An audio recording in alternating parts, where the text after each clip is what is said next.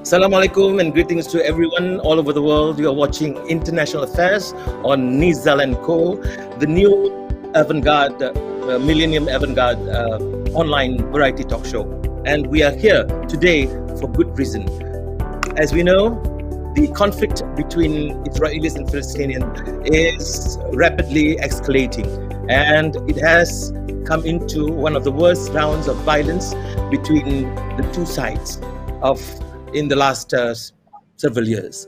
Today we'll be talking on this particular areas, or this particular issue that will be very much interested for every one of us to know, because we are concerned that possible in what the United Nations representative has said, a warning that the situation was escalating and it could be towards a full-scale war.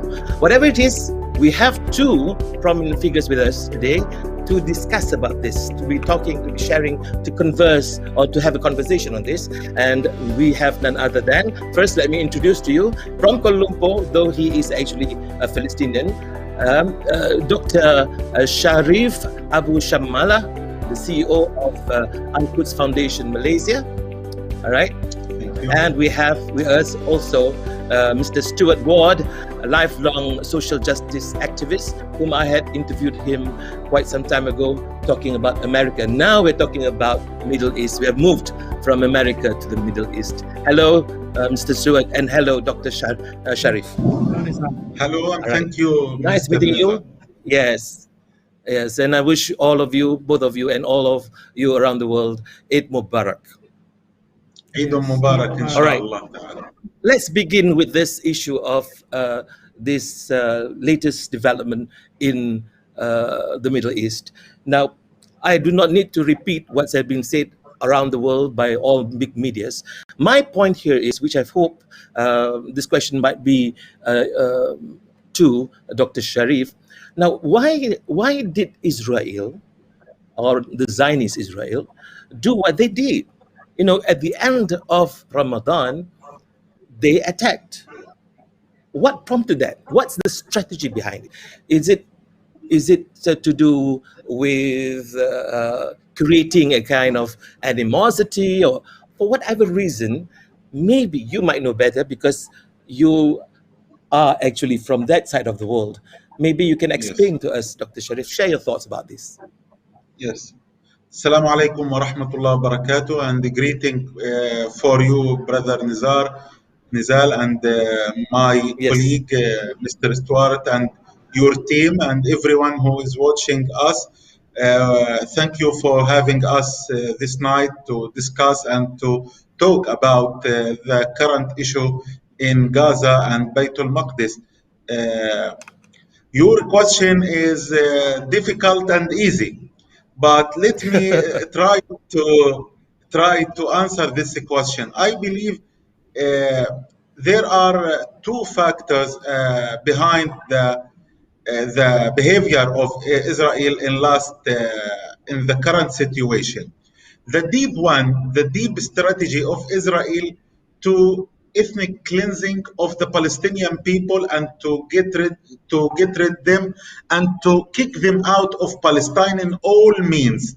This is the deep reason about all conflict, about all aggression against the Palestinian, all attacks, because Israel believe in that the Jewish state, a pure state for Jewish, even it is on the account of the Palestinian people, or it will cause the death of the Palestinian people, or kicking them out of Palestine, or displacing them. But the direct reason for the recent escalation, it is by the Israeli aggression, which started in Jerusalem, when they start to want to confiscate, want to claim Sheikh Jarrah area, neighborhood, which is historically a Palestinian neighborhood in Bayt al-Maqdis in East Jerusalem, which was established by Jordanian government when it was controlling, or it was the authority in East Jerusalem before 1967 and after 1948. the Jordanian government gave the land to the 28 families of Palestinian refugees, and they gave them the ownership of the land to establish their homes and to establish their new neighborhood. Then they will no longer be refugees and will be Jordanian citizens at that time. In 1972, the settlers start to lie, start to claim the land. It was when they started to claim the land in 1972, it was a joke. It was a joke. But those who are the settlers who stole in Palestine previously, they lie, then they believe in what they lies. They believe in their lies, then they brought the issue to the Israeli court. And the ironic thing, the Palestinians and the settlers should go to the Israeli court formed by a settler, a colonial government. So it is by default the occupation court will be in the benefit of the settlers. So the Palestinians lose one house in 2009. They lose second two houses in 2012. And today, all the neighborhood is threatened to be evicted and the Palestinians to be displaced from their homes, and the settlers to confiscate the land and homes against the will of the justice, against the will of rights, against of human rights, and against of all sins. Yeah. The most funny thing in the last situation in Sheikh Jarrah, that the Israeli court asked the Palestinian, the owners of the land and the settlers, to reach a deal. Then the settlers offer the Palestinian people to give them the land by tenancy agreement. So the settlers consider themselves the owners of the land, then they will give the land to the Palestinian to be as tenant, and the agreement should be finished when the one who will sign the agreement die. Means, if the Palestinians agree on this, they will recognize the ownership of the settlers on the land. This is the first. The second, in any time, can the settlers kill the Palestinian who signed the agreement, then they can confiscate the land totally without any delay. This escalation and this issue led to another issue, which is the aggression against the worshippers in Al-Masjid Al-Aqsa, attacking Al-Masjid Al-Aqsa in very brutal behavior in 26th of Ramadan and 28th of Ramadan. Then this brought the Palestinian response and to reply, which made the conflict between the settlers and the occupation and the resistance faction, especially in Gaza. So you mean to say that it begins with Sheikh Jarrah issue and prompted it, and then escalated by the attack on the Muslims or the prayers, the Muslims who did their prayers at the Al-Aqsa Mosque. Definitely right. But just we should keep in mind this, what we are suffering today started when the occupation started 1948. Yes. And unfortunately, I don't know, I'm so sad because this night is the night of 15th of May, which is a very painful memory for the Palestinian and the freedom mode, which is the Nakba. Nakba. All right. Well, let's listen to a friend of ours who is somehow related to some of the superpowers by virtue of his position as a British and at the same time a Swedish, I heard. So can you say something about this situation? Is it actually it started with long time ago until now and instigated recently by the Sheikh Jarrah, as what Dr. Sharif has said, and also escalated by what's happened in Aqsa. Now, my point is this: is there any invisible hands of the superpowers that is also participating in arranging all this for some reason? Well, that's a very good question, Nizal, I must say. Very perceptive of you, because I'm getting the implication of your question. Before I get into the details, yes, I am born and brought up in the UK, and I feel as a British citizen in that this whole situation has been brought about by the former colonial power, the United Kingdom, that it is my duty as a British citizen to try my very best in my little way to do something about it. And that's what I've been doing a large part of my life. And I would like to echo the words as well of Dr. Sharif that not only is the situation right now, but the whole complex of Israel Palestine difficult, but at the same time easy. And Dr. Sharif, I think, was describing a situation that I also absolutely agree with, that what I am suspecting here is that all this is part of that plan that the Israelis have always had ever since the days of the so-called founding father, David Ben-Gurion, who made it quite clear that in no way was there going to be a Palestinian state and would Palestinians have equal rights to the Israeli Jews. And that is exactly the same thing that, as I call him, Satanyahu, is saying today. He has said many times that never on his watch are the Palestinians going to get a state. So, like, just as the, and I'm sorry to use these words and to draw this comparison, but I think it's fair, that the Nazis in Europe in the 30s and 40s had their final solution to exterminate the Jews. In the same way, these Israeli leaders of today, Jewish leaders of today, have a final solution to rid Palestine of Palestinians, just as Dr. Sharif was saying. We are seeing it before our very eyes.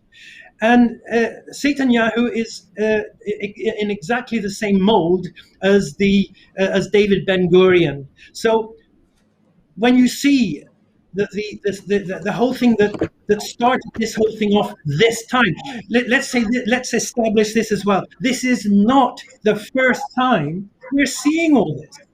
It's a regular occurrence, and the harassment, the persecution, the dispossession of the Palestinians is happening every single day of some kind, not to the extent that we're seeing right now, of course. But when Israel actually goes in to the third most holiest site of Islam, the Al-Aqsa Mosque, on the most important day of Ramadan, the most important festival of the year for Muslims, and fires tear gas, stun grenades, and rubber-coated bullets at people, whereby I think it's about 500 were injured finally, where some lost their eyes and limbs. They do something like that, as you said in the introduction, Nizal. Of course, they know. And were they consciously provoking what we are seeing now? Or rather, was Netanyahu, deliberately provoking all this to increase his chances of remaining prime minister of Israel, and thereby not only remaining prime minister of Israel, but also not having to go to prison? Because as soon as he's not the prime minister of Israel, he will be in a position whereby he can be sent to prison for his corruption.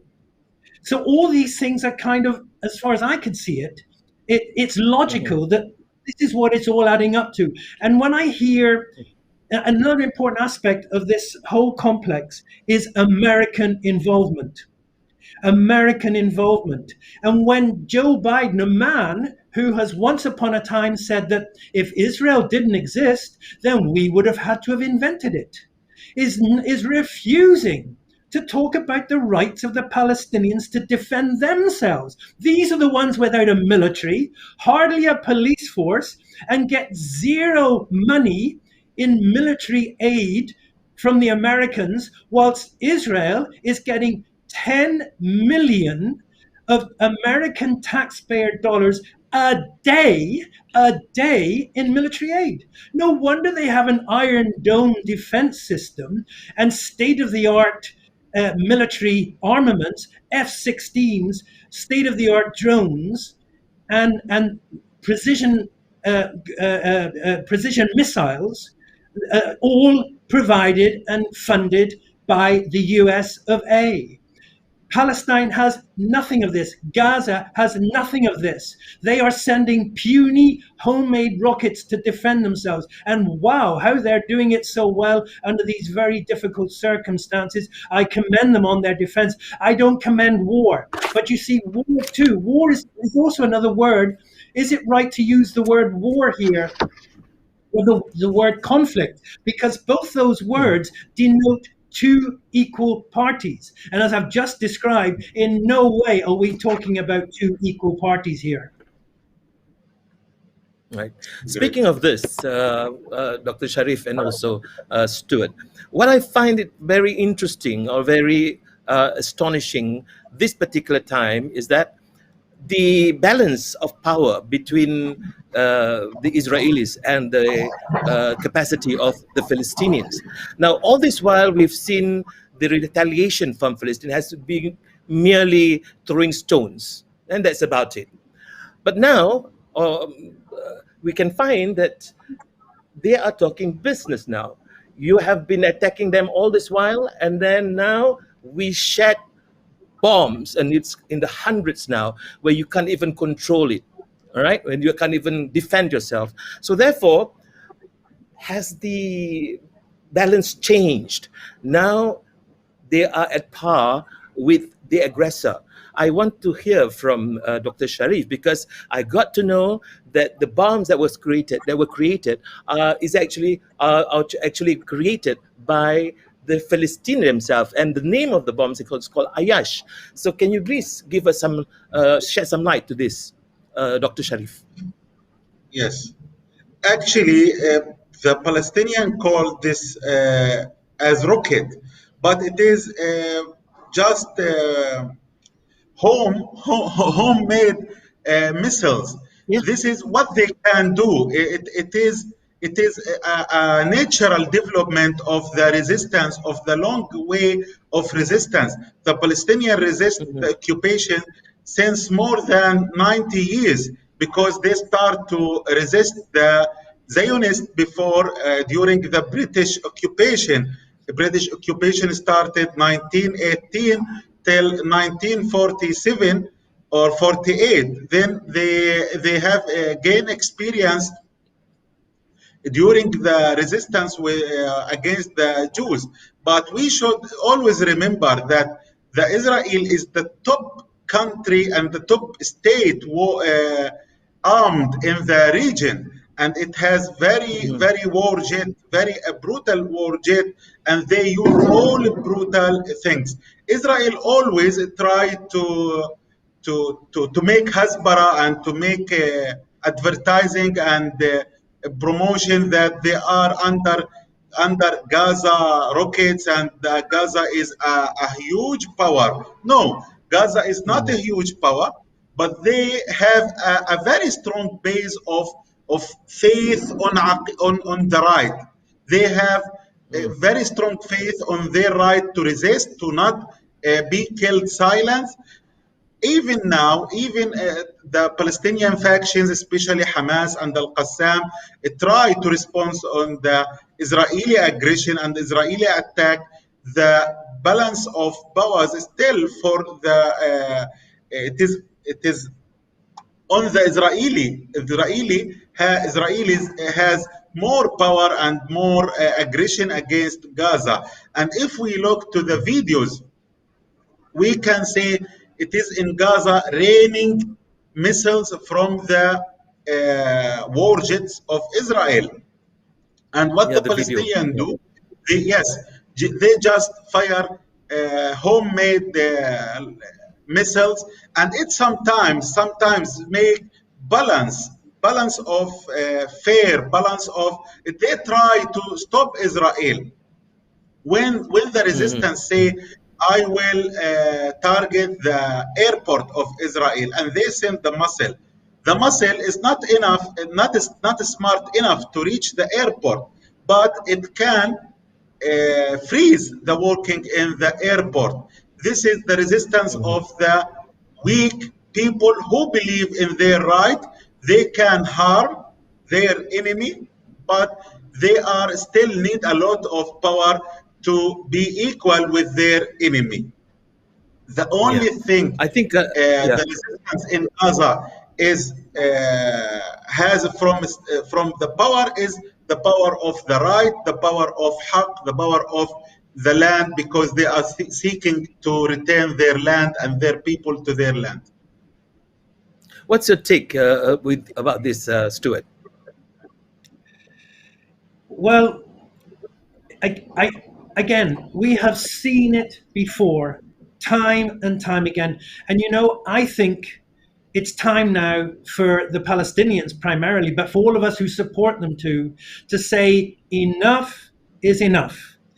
Yesterday, I happened to be watching the very pro-Israel BBC, and the anchor of the particular program asking a representative, I can't remember which side, but where do we go from here was the question.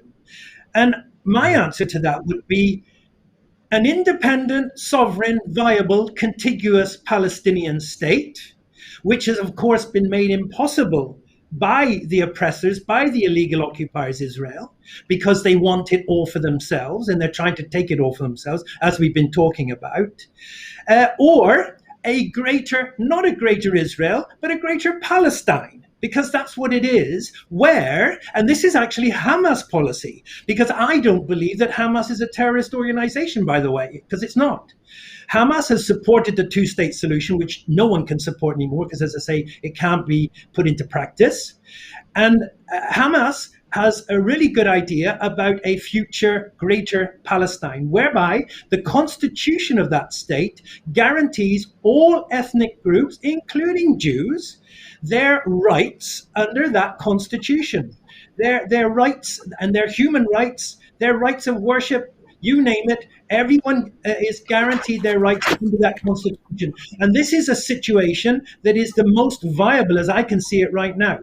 But whatever solution we're going to promote, it is the Palestinians having their own state and determining their own future and deciding their future for themselves, and not under occupation, not being oppressed, not being subjugated, and not being persecuted every day by people who were actually imported into the area. Another aspect of this whole issue, and that is, I'm saying issue and not conflict or war, for the reasons I mentioned earlier, is that we don't just go back to 1967. Dr. Sharif was into this a moment ago too. We don't just go back to 1948. We go back to the end of the 19th century, when a racist ideology called Zionism and a movement for that ideology was formed and coerced and infiltrated into the British government of the time, which then led to, at the beginning of the 20th century, the Balfour Declaration of 1917. And when the British then got from their spoils of the First World War the mandate for Palestine from the Ottoman Empire and then promised it to the Jews, that's where things really started. And so we can't just talk in terms of today, which of course the Israelis want us to do. They try to play at the same time as playing the victim, which they certainly are not. They are the perpetrators, but they play the victim and the victim card all the time to deflect from the actual issues and what has led to where we are today. And the whole situation that was created by that United Kingdom colonial power, by giving away the mandate for Palestine to Jews coming from mainly Europe and Eastern Europe, Russia and so on, because there were so many sympathies, of course, and understandably so, that people had great sympathies for the Jews of Europe who had gone through the Holocaust.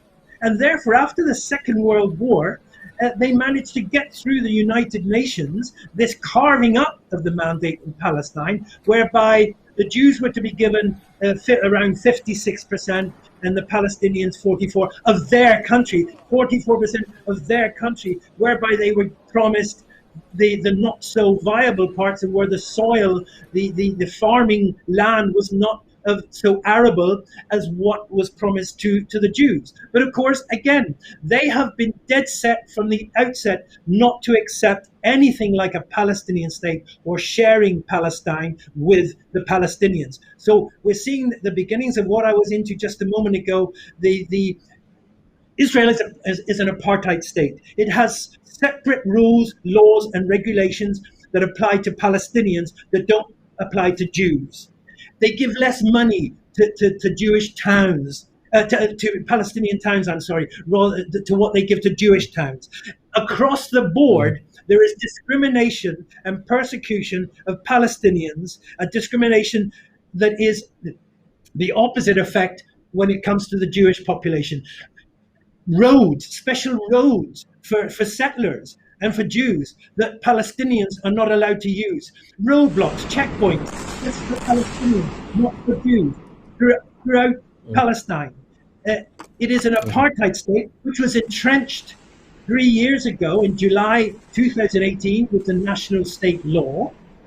And as apartheid started in South Africa, fortunately, we saw the end of it in 1994. But in the same way as apartheid South Africa tried to suppress the majority black and colored population by putting them into sort of Bantustans, as they called them, creating a sort of a Swiss cheese of the country. That is what is going on now with all the illegal settlement and the ethnic cleansing of the Israeli government, which will finally lead, as the thing I was talking about earlier, the final solution of totally ridding Palestine of Palestinians. The situation is still the same, I think. Okay, now we'll just take a break for a while. And then when we come back, we'll talk about the human impact of the clashes between these two, Israelis and the Palestinian forces. Okay, so we'll wait for a while, have probably a sip of water, and then we'll come back after this to continue in our international affairs.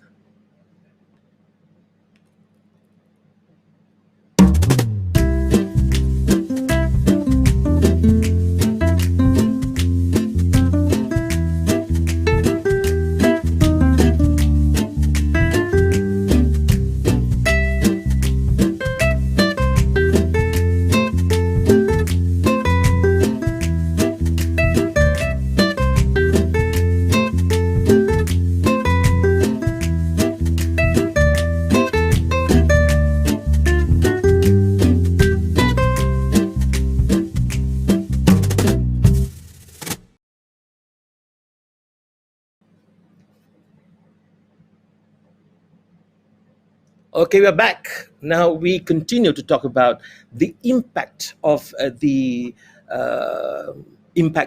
war, or about to be war, if not just a clash between these two forces.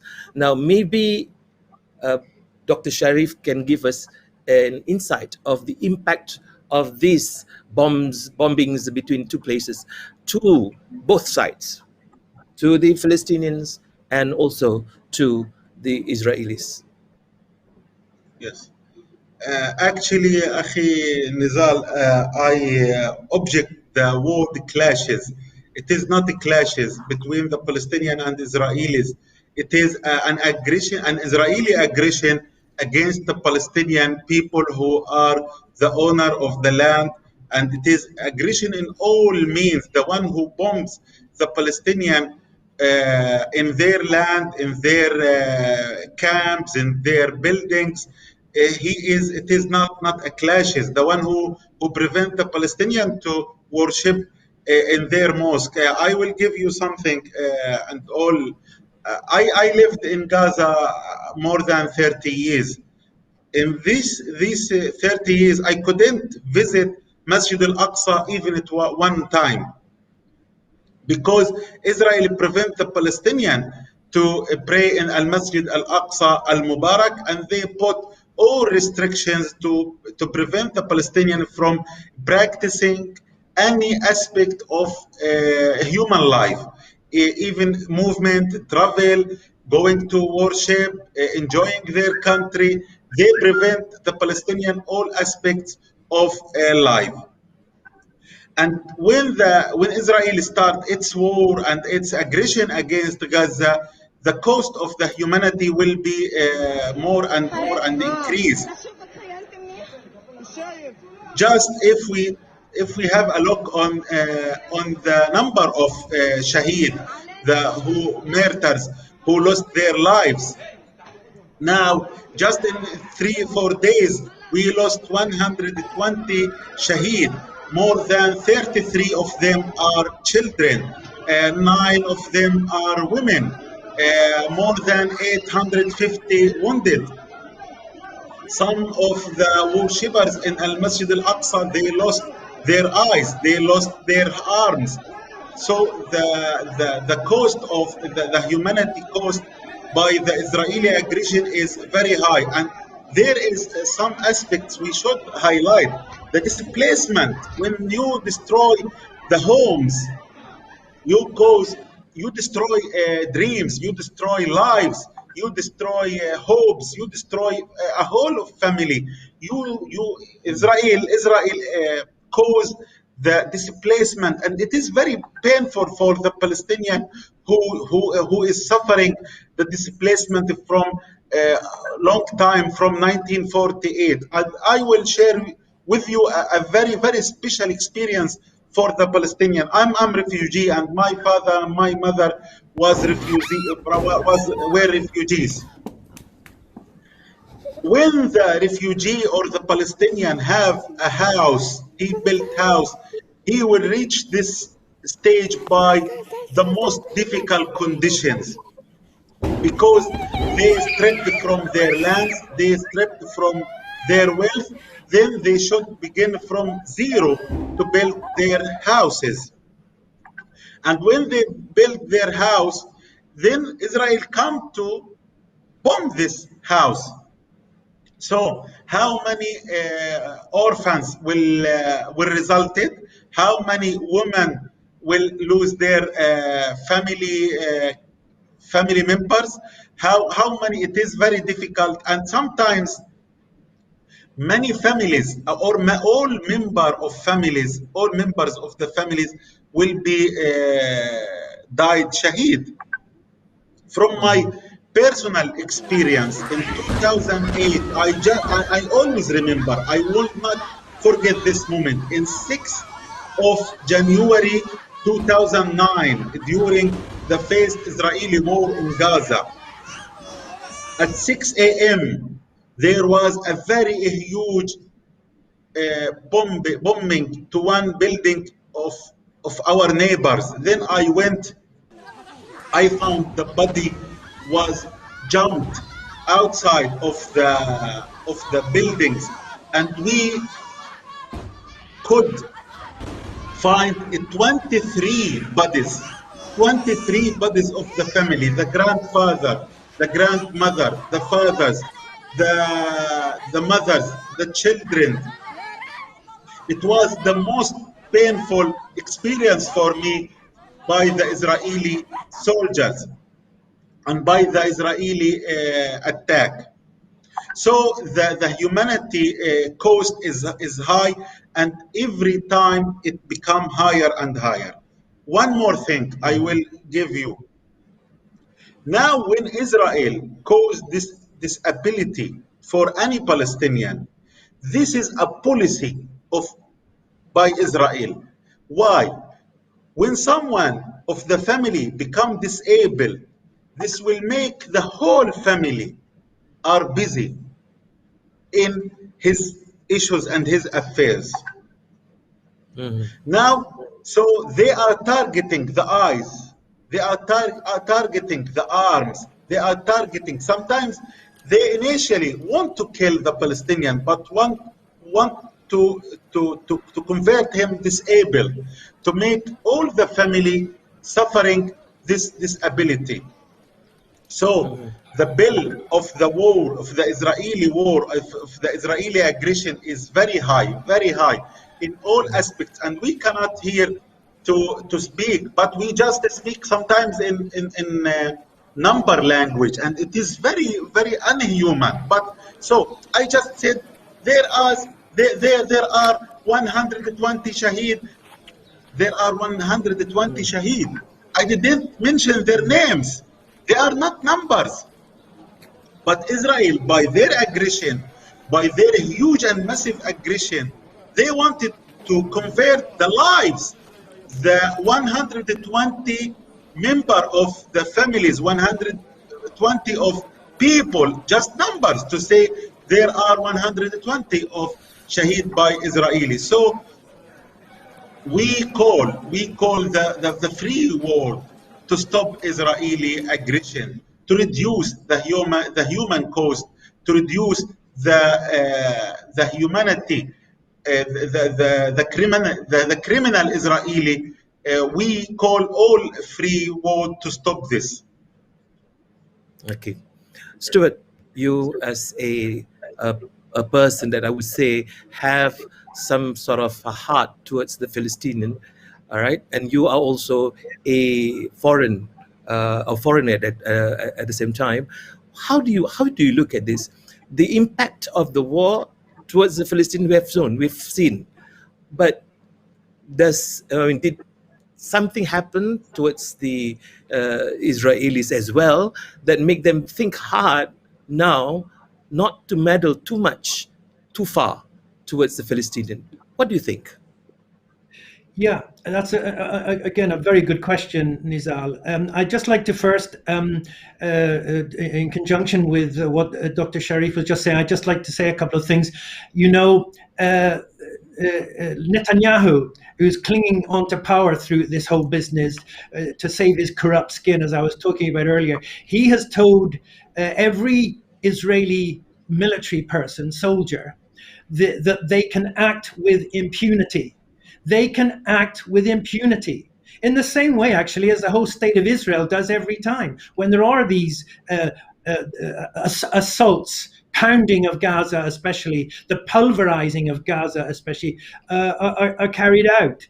I also think it was very interesting that Dr. Sharif raised the issue of we are not numbers. This is actually a new, interesting Palestinian youth organization now.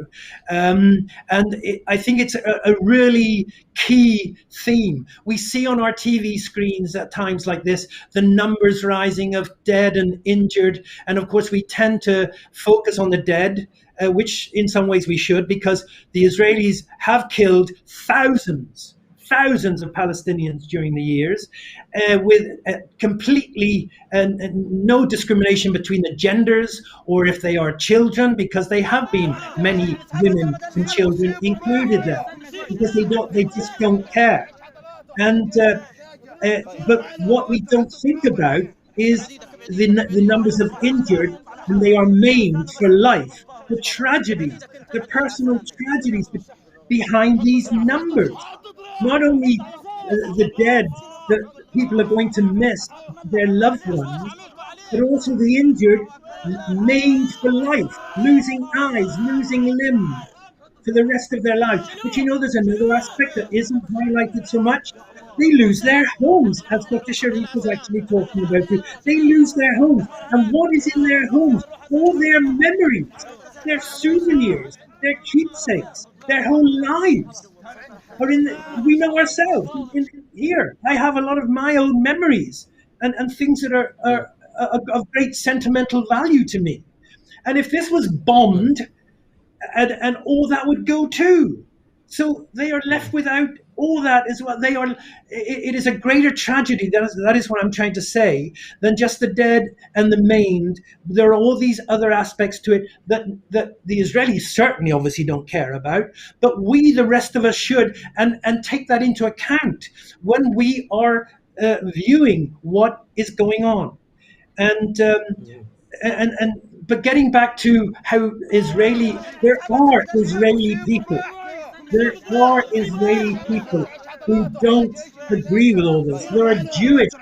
Certainly there are Jewish people in the world who do not agree, who say, Israel does not represent me and does not act for me. One was on the Navi Mamara, the ship that tried to get into Gaza in 2010. A lady called Heidi Epstein, who was a Holocaust survivor, was on that boat.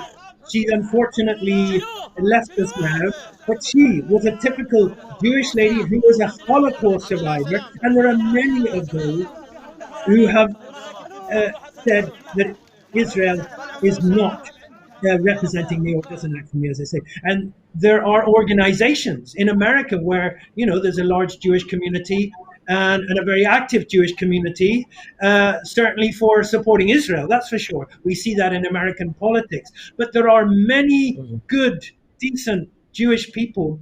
For example, an organization called Jewish Voice for Peace, JVP, that I have been supporting for many years as a non-Jew. There is a relatively new one now called If Not Now, and they do fantastic work in support of Palestine and the Palestinians. Of course, Netanyahu calls them bleeding liberals and self-hating Jews, because that's the sort of contempt that he has for anyone with any kind of humanity in them.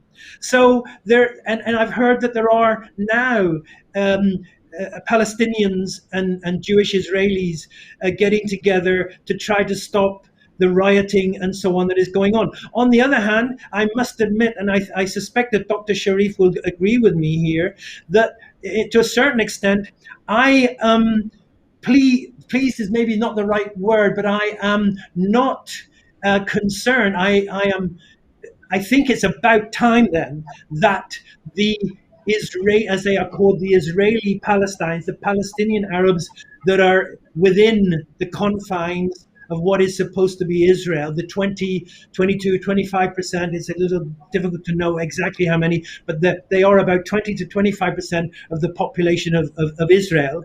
The Palestinians, who are now also rising up and in solidarity with their Gazan Palestinian brothers and sisters, and in the occupied their brothers and sisters in the occupied territories, all together now rising up, showing the Israeli racist supremacist masters and the world that they are not tolerating this anymore. Again, enough is enough.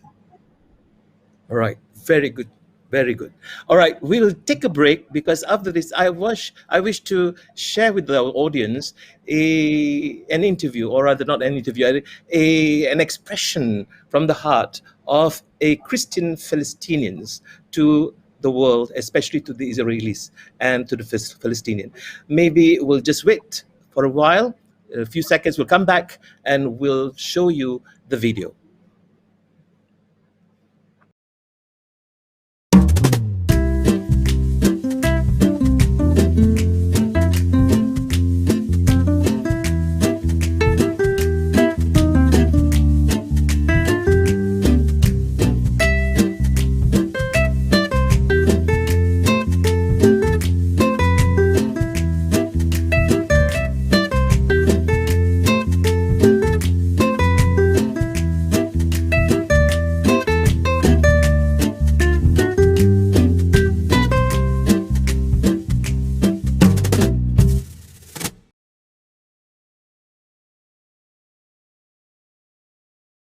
Very touching, very strong, actually.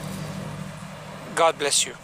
This is Father Monk Antonius Hananiya, Palestinian from Akka, Galilee. I congratulate our brothers and sisters in Islam, Eid Fitr Saeed, and I congratulate our Palestinian people for fighting in Palestine and outside Palestine. Remember, we are one people. I'm Palestinian, you are Palestinian, we fight together.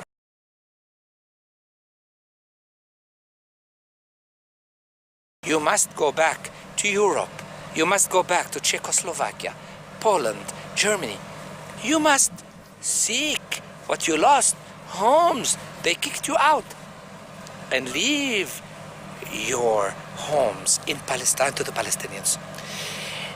Do you want to threaten the world with your Samson plan? To destroy the world with nuclear bombs? Are you so desperate? You're so desperate. You're suicidal. You don't want to live. Go back to Europe. We are taking Palestine And we want to tell you something. Repent. Go back to your mind, to your heart. Repent before God. May God enlighten you. But definitely, we are victorious and we will win. Wow. There's a strong Yes, statement wow. coming in from a Palestinian Christian. Okay, before I talk, I'll give Dr. Sharif to say a few words about this. Let's listen to a British guy who has mentioned about Jewish support, and now a Christian coming in and saying more or less the same thing. So what's your take, Stuart? Well, I say my reaction is immediately like yours, Nizal. Wow. Wow. That went straight into my heart. Straight into my heart. He echoes my sentiments and feelings entirely. I am not religious, as you know, Nizal, but I was born into the Anglican Church. And I do know this, that Christians are also persecuted in Palestine. It's not just Muslims being persecuted, it is Christians, a large minority actually, and Dr. Sharif can bear me out on this, a large minority of Palestinians are in fact Christians. Hanan Ashrawi, one of the leading Palestinian spokespeople, is Christian. Yasser Arafat's wife was Christian. George Abash of the People's Front for the Liberation of Palestine, unfortunately not with us anymore. So, Christians have played a leading role and play a leading role in the struggle for Palestine. And as we've seen with the monk now too. And in fact, he knows, as does the Pope. The Pope recently, last Sunday, in his address at the Vatican in Rome, you could read between the lines, and he has said more clearly before that he does not agree with what is going on. Not just not agree, he condemns basically what is going on in Palestine, because he knows too, as the head of the Catholic Church, that Christians are being squeezed. The Israelis are attempting to squeeze Christians out of Palestine as well.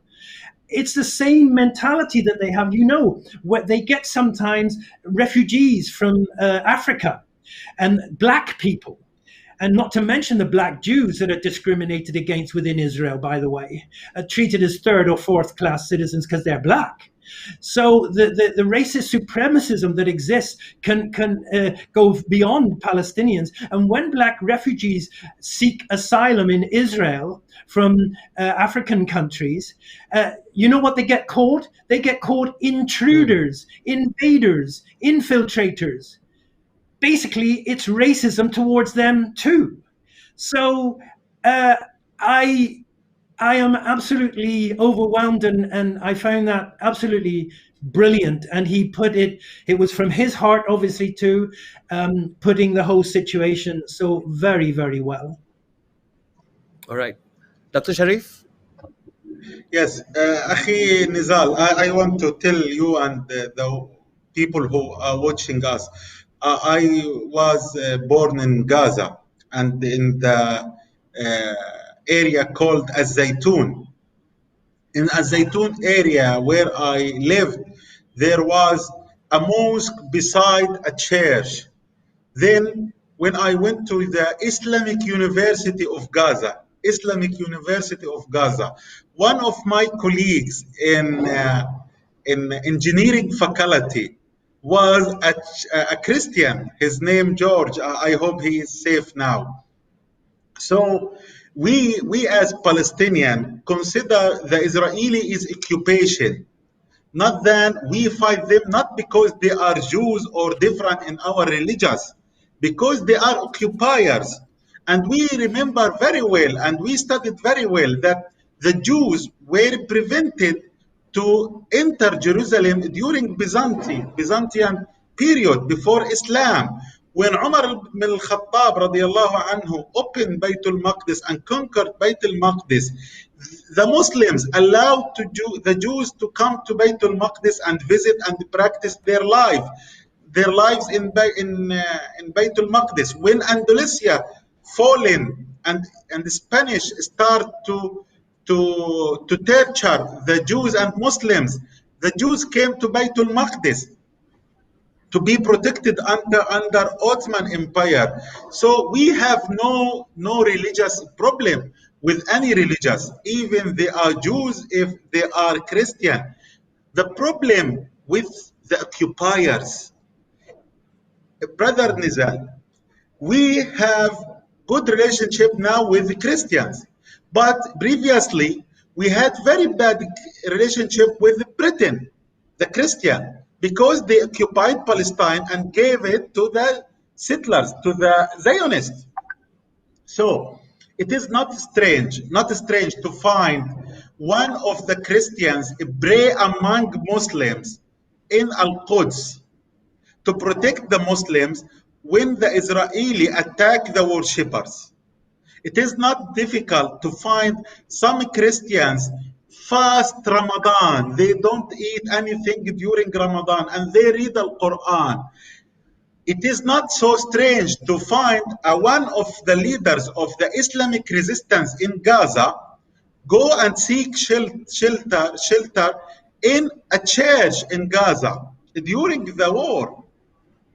One of the popes in Palestine is very known for Muslims. He is Father Manuel Musallam. All the Muslim factions and all the Muslim resistance who love resistance and who love the Palestinian issue go to his home and discuss, and he always support the Palestinian rights. So the problem exclusively with the Zionists, not with any religious. We are tolerant with all religious, even the Jews. We the Palestinian used to have friends and used to have people and coexistence with the Jews before the occupation. I believe if we finish and end the occupation, all problems will be resolved easily, inshallah ta'ala. Even not the problems in Palestine or the Middle East. I believe the problem in the world, because I knew that the state who armed Myanmar to attack the Rohingya is Israel. The Israeli state, the main one who supply Myanmar army by arms and weapons to displace and to injust the Rohingya in their homeland. So it is a great video, and it is not strange for me as Palestinian. We as Palestinian believe the problem in Zionist, not in any other religious. Very Can I just add a couple loud of things, and clear, Nizal? Dr. Sharif. Right. Yes. Nizal, Yes. You mentioned British just now. I often wonder, because you see, in America, the all-powerful America, they determine so much of this by various means, and not to mention media, of course, and the vast majority of corporate media in the world is pro-Israel. The Christian Zionists, that to me is kind of is a sort of a contradiction in terms, because they don't know, I don't think, that this large minority of Palestinians are Christian. So why are they are not concerned about their Christian sisters and brothers in Palestine? Another fact. At the time of the Balfour Declaration, the beginning of the 20th century, when Palestine was left alone by outsiders, was still Palestine as such. About 6% of that population was Jewish.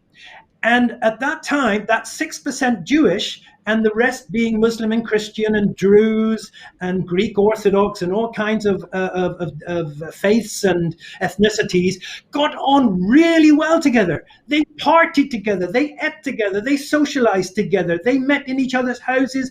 And the Jews of that time started getting to hear about this Zionist movement. They didn't want in any way whatsoever this thing called Israel to ever be forced upon them. The Jews themselves, because they knew what would happen. And of course, it did happen. We've seen that.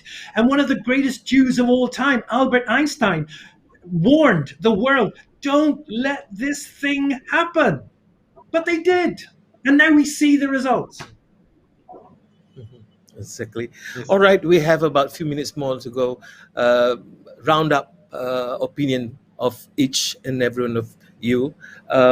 We know it warms my heart to listen to this father. I can't really capture his name, something like wrong Antonio Haninia from Galileo. It warms my heart to hear him say those things, which we have never really hear directly from a person who calls himself father to the Christian faith. Now, maybe last words from both of you. I hope this particular situation would not end in full-fledged or full-scale war, but your take on this, your last words before we bid goodbye for this particular session. All right. Who first? Maybe we'll give it to the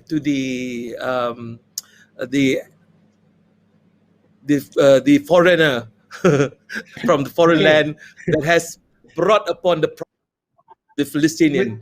Maybe With you, Nizal, I never feel like Stuart a can say foreigner. a few I words. never feel like a foreigner with you. We are brothers. We are brothers. I agree with you. Okay, I will try to be brief. You can see that the time is going.